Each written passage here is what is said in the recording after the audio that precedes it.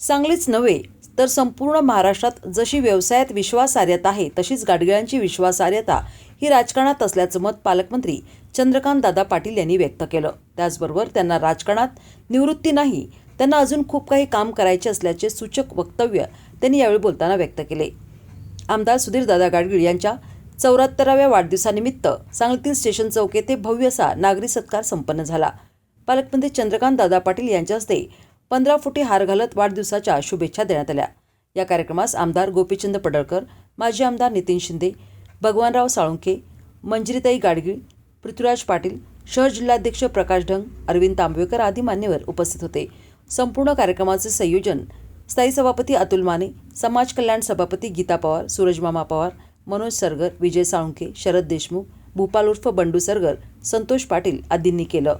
यावेळी दादांच्या वाढदिवसानिमित्त त्यांची औषध आणि वही तुला करण्यात आली, तर गरजू मुलींना सायकल वाटप करण्यात आले। यावेळी गीता पवार यांच्या माध्यमातून मिळालेल्या 300 जातीच्या दाखल्याचे वाटप पालकमंत्री चंद्रकांतदादा पाटील यांच्या हस्ते करण्यात आले। या कार्यक्रमास सांगली शहरातील मान्यवर मोठ्या संख्येनं उपस्थित होते। आज आपण बघतो की काही चेहरे फक्त थोडं दिसतात, पण हजारो कार्यकर्त्यांचं बळ भाग आहे।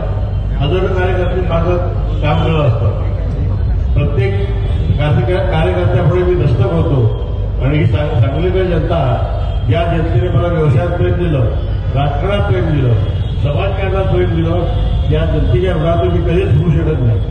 आम्ही गाडगीळ किंवा PNG जे म्हणून उभे राहिलेलो आहे त्या सांगलीकरांच्यामुळे आणि आपल्या विश्वासामुळे या प्रवासात राजकीय सामाजिक जीवनात या थोड्याफार टीका झाल्या, त्यामुळे मी कधीही टीकेला उत्तर दिलं नाही, कारण माझा मूळचा पिंड हा राजकीय नाही।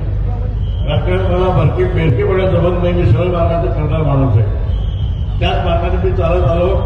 माझा राजकीय प्रवास माझ्या पाठी जपून उभे राहिलेले महाराष्ट्राचे लाडके मुख्यमंत्री आदरणीय देवेंद्रजी फडणवीस, तसेच आदरणीय नितीनजी गडकरी आणि आपल्या जिल्ह्याचे पालकमंत्री आदरणीय चंद्रकांतदादा पाटील, आपले प्रदेशाध्यक्ष आदरणीय रवींद्रजी चव्हाण, आदरणीय बाळूमाने साहेब, आदरणीय विनोदजी तावडे, या सर्व नेत्यांनी जो विश्वास दाखवला त्याबद्दल मी त्याला मनापासून धन्यवाद देतो। आपल्या या जिल्ह्यातले आमदार डॉक्टर सुरेशभाऊ खाडे, आमदार सतीश देशमुख, आमदार गोपीचंद पडळकर आणि आमदार सदाभाऊ खोत यांचाही मी खूप जोडी नाही की त्यांचं वारंवार मला मार्गदर्शन लाभतं। या सर्वांची साथ मला कायमची लाभली हीच माझी ताकद आहे। व्यवसाय, राजकारण, समाजकारण जे प्रेम आशीर्वाद दिले त्यामुळे मी आज उभा आहे।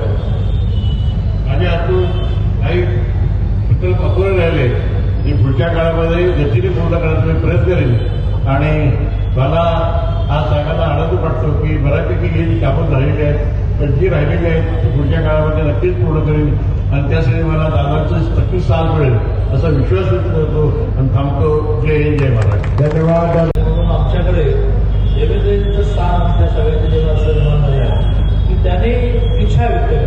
मी नेहमी गमतीने म्हणतो की नेत्याची